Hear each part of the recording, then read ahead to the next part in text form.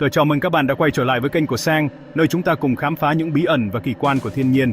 Hôm nay, chúng ta sẽ tìm hiểu về hiện tượng sét, vừa đẹp mắt, vừa đáng sợ, và những cơn bão sét mạnh nhất từng được ghi nhận trên thế giới. Sét không chỉ là ánh sáng rực rỡ trên bầu trời, mà còn là dấu hiệu cho những cơn bão cực kỳ nguy hiểm có thể gây ra thiệt hại lớn. Những cột sét khổng lồ, gió cuồng nổ và mưa xối xả đã khiến nhiều thành phố trở nên tàn hoang chỉ trong chốc lát. Trong video này, mình sẽ dẫn các bạn qua danh sách những cơn bão sét kinh hoàng nhất lịch sử loài người. Hãy cùng khám phá sức mạnh của thiên nhiên và cảm nhận sự kỳ diệu cũng như lời nhắc nhở về sự tôn trọng dành cho mẹ trái đất hùng vĩ này. Năm 2005, nước Mỹ chứng kiến một trong những thảm họa tự nhiên kinh hoàng nhất lịch sử, siêu bão Katrina. Đây là cơn bão đã làm thay đổi hoàn toàn nhận thức của con người về sức mạnh của thiên nhiên, khi chỉ trong vài ngày, nó đã biến những thành phố sầm uất thành vùng đất hoang tàn. Khi nhắc đến Katrina, không ai có thể quên được hình ảnh những cơn sóng dữ dội, gió xoáy cuồng nổ và đặc biệt là những trận sét không ngừng xé toạc bầu trời New Orleans. Âm thanh của gió rít, tiếng sấm vang dội và ánh sáng chớp nhoáng đã tạo nên một khung cảnh vừa hùng vĩ vừa đáng sợ. Cơn bão này mang theo sức gió hơn 230 km/h và hàng ngàn tia sét mỗi giờ, biến bầu trời đêm thành một bức tranh ánh sáng rực rỡ nhưng đầy ám ảnh. Những tia sét liên tục chiếu sáng cả thành phố, khiến mọi người không thể nào quên được khoảnh khắc kinh hoàng ấy. Katrina không chỉ tàn phá vật chất mà còn để lại nỗi đau tinh thần lớn lao cho hàng triệu người dân. Những ngôi nhà bị cuốn trôi, tài sản mặt trắng và ký ức về một đêm kinh hoàng vẫn còn ám ảnh trong tâm trí nhiều người cho đến tận ngày nay. Sét liên tục giáng xuống làm gián đoạn hệ thống điện, gây cháy nổ và khiến việc cứu hộ trở nên vô cùng khó khăn. Nhiều khu vực chìm trong bóng tối, lực lượng cứu hộ phải làm việc trong điều kiện nguy hiểm, đối mặt với nguy cơ bị sét đánh bất cứ lúc nào. Theo các nhà khí tượng học, số lượng sét ghi nhận trong suốt thời gian bão đổ bộ là một con số kỷ lục, góp phần làm gia tăng mức độ nguy hiểm và tổn thất. Họ cho biết, chưa từng có cơn bão nào tại Mỹ lại có mật độ sét dày đặc đến như vậy. Hình ảnh những ngôi nhà bị nhấn chìm, những con đường ngập trong bóng tối và ánh sáng chớp nháy liên hồi của sét đã để lại ấn tượng không thể phai nhòa. Đêm xuống, cả thành phố như bị nuốt chửng bởi nước lũ và ánh sáng ma mị của những tia sét. Các nhân viên cứu hộ phải đối mặt với nguy hiểm khi di chuyển giữa các khu vực bị cô lập, trong khi sét vẫn liên tục đánh xuống mặt nước và nhà cửa. Họ không chỉ chiến đấu với nước lũ mà còn phải cảnh giác với từng tia sét có thể giáng xuống bất cứ lúc nào. Katrina đã lấy đi hơn 1.800 sinh mạng, gây thiệt hại lên đến 125 tỷ đô la Mỹ. Những con số này chỉ phản ánh một phần nỗi đau mà người dân vùng bão phải gánh chịu, khi nhiều gia đình mất đi người thân, nhà cửa và cả tương lai phía trước. Sự kết hợp giữa sức gió, nước lũ và sét đã tạo nên một cơn bão mà ngay cả những người dày dặn kinh nghiệm nhất cũng không thể lường trước được mức độ tàn phá. Mọi yếu tố đều góp phần làm tăng thêm sự khốc liệt, khiến Katrina trở thành cơn ác mộng thực sự. Nhiều khu vực của New Orleans hoàn toàn bị cô lập, hệ thống liên lạc tê liệt và hàng chục nghìn người phải sơ tán trong điều kiện vô cùng nguy hiểm. Những đoàn người lội nước mang theo hy vọng mong manh, tìm kiếm nơi trú ẩn an toàn giữa biển nước mênh mông. Mỗi tia sét đánh xuống như một thông điệp từ thiên nhiên, nhắc nhở con người về sự nhỏ bé của mình trước cơn thịnh nộ của trời đất. Đó là lời cảnh tỉnh về giới hạn của con người trước sức mạnh không thể kiểm soát của tự nhiên. Những trạm biến áp, cột điện và nhà máy bị phá hủy do sét đã tạo ra chuỗi sự cố dây chuyền, kéo dài thời gian khắc phục hậu quả sau bão. Việc khôi phục điện lưới và các dịch vụ thiết yếu trở nên vô cùng khó khăn, ảnh hưởng nghiêm trọng đến cuộc sống của người dân. Các nhà khoa học đã mất hàng tháng để phân tích dữ liệu về cường độ và tần suất sét trong Katrina. Họ phải sử dụng các thiết bị hiện đại, thu thập hàng triệu dữ liệu để hiểu rõ hơn về hiện tượng này và tìm cách dự báo tốt hơn cho tương lai. Họ phát hiện số lượng tia sét trong cơn bão này cao gấp nhiều lần so với các cơn bão thông thường, góp phần giải thích lý do vì sao thiệt hại lại nghiêm trọng đến vậy. Điều này cũng đặt ra thách thức lớn cho các nhà khoa học trong việc dự báo và ứng phó với các cơn bão tương tự trong tương lai. Sét không chỉ là hiện tượng đi kèm, mà còn là yếu tố chủ lực khiến Katrina trở thành cơn bão đáng sợ trong lịch sử nước Mỹ. Sự kết hợp giữa sét và bão đã tạo nên một sức mạnh hủy diệt mà không ai có thể ngờ tới. Những người sống sót kể lại cảm giác ám ảnh khi phải đối mặt với bóng tối hoàn toàn, chỉ được chiếu sáng bởi những tia sét lóe lên bất ngờ. Đó là những khoảnh khắc mà nỗi sợ hãi và bất lực lên đến tột cùng, khi mọi thứ xung quanh đều bị nhấn chìm trong nước và bóng tối. Katrina cũng là một bài học lớn cho công tác phòng chống thiên tai. Sau thảm họa này, các cơ quan chức năng và cộng đồng đã nhận ra tầm quan trọng của việc chuẩn bị kỹ lưỡng, từ việc xây dựng hệ thống cảnh báo sớm đến tổ chức diễn tập ứng phó khẩn cấp. Sau cơn bão này, các chuyên gia đã chú trọng hơn vào việc cảnh báo sét, xây dựng hệ thống chống sét và nâng cao ý thức cộng đồng về mức độ nguy hiểm khi đối mặt với bão lớn. Những biện pháp này đã giúp giảm thiểu rủi ro trong các cơn bão sau này, bảo vệ tính mạng và tài sản của người dân tốt hơn. Nhìn lại, siêu bão Katrina không chỉ là biểu tượng cho sức mạnh tàn phá của thiên nhiên, mà còn là lời cảnh tỉnh về sự cần thiết của việc chuẩn bị và đối phó với các hiện tượng khí hậu cực đoan. Đó là minh chứng rõ ràng cho việc con người cần tôn trọng và sống hài hòa với tự nhiên, thay vì chủ quan trước những nguy cơ tiềm ẩn. Hãy cùng mình nhìn lại những thước phim kinh hoàng về Katrina để hiểu thêm về sức mạnh của sét và bão. Hai yếu tố kết hợp tạo nên một trong những cơn đại hồng thủy hiện đại, đáng sợ nhất nhân loại từng chứng kiến. Những ký ức này sẽ mãi là lời nhắc nhở về sự mong manh của con người trước thiên nhiên và tầm quan trọng của sự chuẩn bị cho tương lai.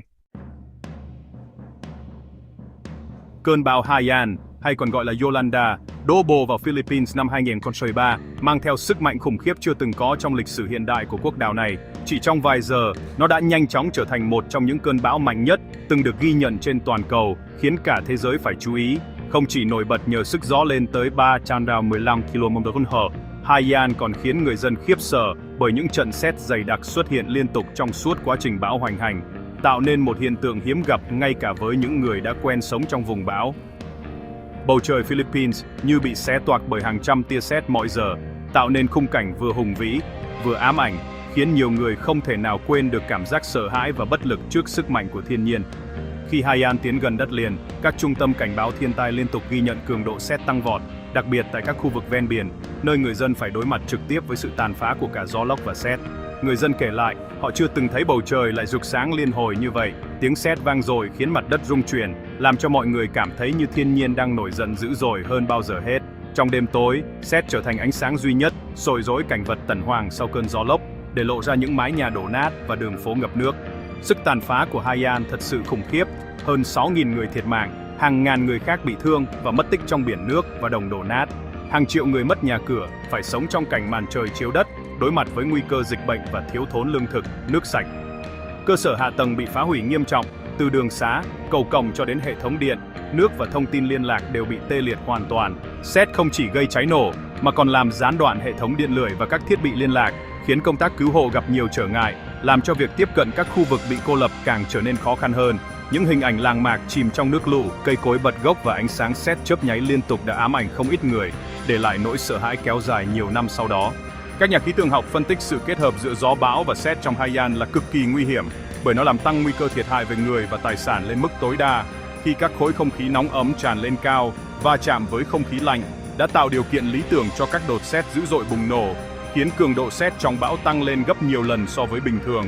Những tia sét này còn có thể gây ra hỏa hoạn ở những khu vực đã bị bão tàn phá, khiến tình hình càng thêm nguy hiểm và phức tạp cho lực lượng cứu hộ. Nhiều người sống sót kể lại khoảnh khắc khi cửa kính vỡ vụn dưới sức ép của gió lốc. Họ chỉ kịp chạy đến nơi trú ẩn và cầu mong sét không đánh trúng mái nhà hoặc đường dây điện gần đó, bởi chỉ một tia sét cũng có thể gây ra thảm họa mới. Tiếng sét dội lại trong các con hẻm nhỏ, xen lẫn tiếng gió hú và tiếng gào khóc của người dân, tạo nên một khung cảnh kinh hoàng không thể nào quên, như một cơn ác mộng kéo dài suốt đêm. Sau cơn bão, các chuyên gia môi trường ghi nhận số lượng sét trong Haiyan cao gấp nhiều lần so với trung bình các cơn bão ở Đông Nam Á, cho thấy mức độ bất thường và nguy hiểm của hiện tượng này. Điều này khiến nhiều nhà khoa học đặt câu hỏi về sự biến đổi khí hậu và mối liên hệ giữa nhiệt độ toàn cầu tăng cao với tần suất sét trong các cơn bão lớn, mở ra nhiều hướng nghiên cứu mới về tác động của con người lên thiên nhiên. Haiyan đã trở thành biểu tượng của sự tàn phá khủng khiếp do thiên nhiên gây ra, đồng thời là lời nhắc nhở về tầm quan trọng của công tác cảnh báo, phòng tránh và hỗ trợ cộng đồng trước, trong và sau bão, để giảm thiểu thiệt hại và bảo vệ tính mạng con người. Sự kết hợp giữa sét và bão đã làm cho mọi khoảnh khắc trong cơn bão trở nên nguy hiểm gấp bội phần, khiến mọi người phải luôn cảnh giác và chuẩn bị kỹ càng hơn cho tương lai. Haiyan không chỉ là một cơn bão, mà còn là bài học lớn về sự chủ động ứng phó trước các hiện tượng thời tiết cực đoan, nhắc nhở chúng ta rằng thiên nhiên luôn tiềm ẩn những mối nguy khó lường và con người cần đoàn kết, chủ động để vượt qua mọi thử thách.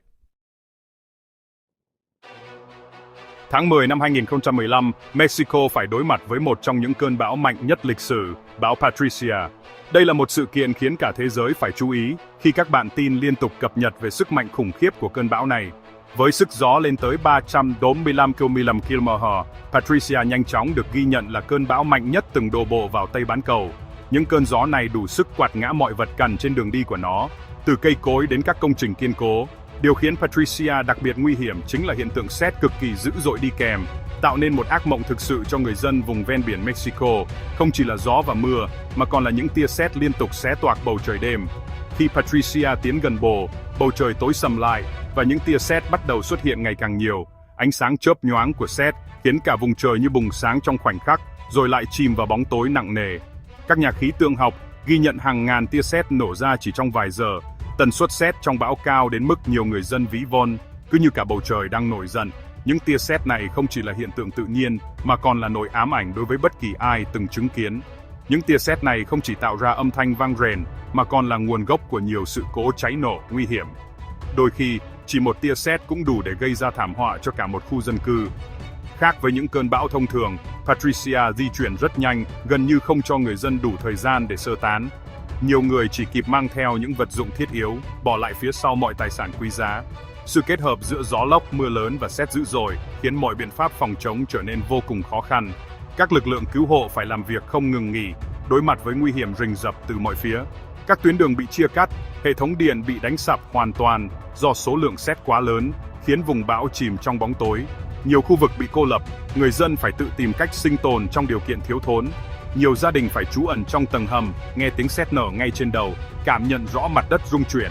Đó là những khoảnh khắc căng thẳng khi mọi người chỉ biết cầu mong cơn bão sớm qua đi. Trong nhiều khu vực, sét đánh trúng các trạm xăng, gây ra các vụ cháy lớn không thể kiểm soát, buộc lực lượng cứu hỏa phải làm việc suốt ngày đêm. Những đám cháy này càng làm tăng thêm sự hỗn loạn và nguy hiểm cho cộng đồng. Dưới góc nhìn khoa học, các chuyên gia cho rằng sự gia tăng nhiệt độ bề mặt biển đã góp phần làm tăng cường độ bão, cũng như tần suất sét trong các cơn bão mạnh như Patricia.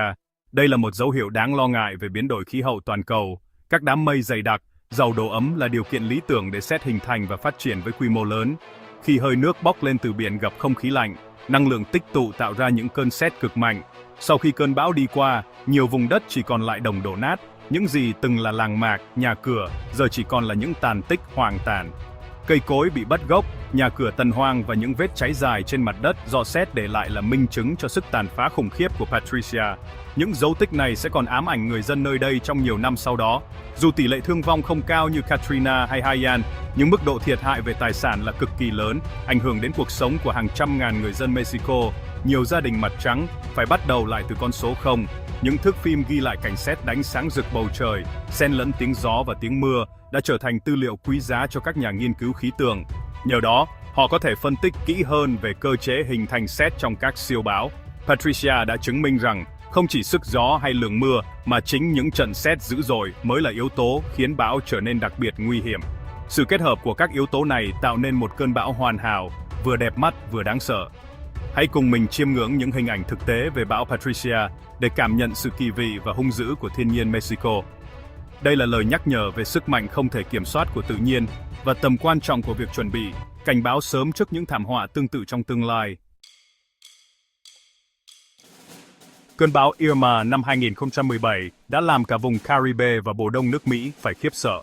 Được coi là một trong những cơn bão mạnh nhất từng được ghi nhận ở Đại Tây Dương, Irma không chỉ nổi bật với sức gió hơn 295 km/h, mà còn vì có rất nhiều sét đánh. Các hòn đảo nhỏ ở Caribe đã phải hứng chịu rất nhiều tia sét liên tục, làm cho cả bầu trời đêm sáng rực như ban ngày. Khi bão Irma đến gần, các trung tâm dự báo thời tiết đã ghi nhận hàng nghìn tia sét chỉ trong vài giờ. Đặc biệt ở các đảo như Barbuda, Saint Martin hay Puerto Rico, người dân không chỉ phải đối mặt với gió lớn, mưa như trút nước, mà còn cả tiếng sét ầm ầm không ngừng. Sự kết hợp giữa gió xoáy, sóng lớn và sét đã tạo ra một cảnh tượng vô cùng đáng sợ. Hình ảnh nhà cửa bị thổi bay, cây cối bắt gốc và đường phố ngập nước đã trở thành ký ức không thể nào quên đối với hàng triệu người dân Caribe và Mỹ. Sét trong bão Irma cũng gây ra nhiều vụ cháy nhà, làm hỏng các thiết bị điện và làm tê liệt hệ thống liên lạc ở nhiều nơi. Irma là một trong những cơn bão có hoạt động sét mạnh nhất từng được ghi nhận ở Đại Tây Dương. Sự kết hợp của các yếu tố này đã khiến Irma trở nên đặc biệt nguy hiểm, buộc nhiều người phải tìm mọi cách để bảo vệ bản thân và gia đình.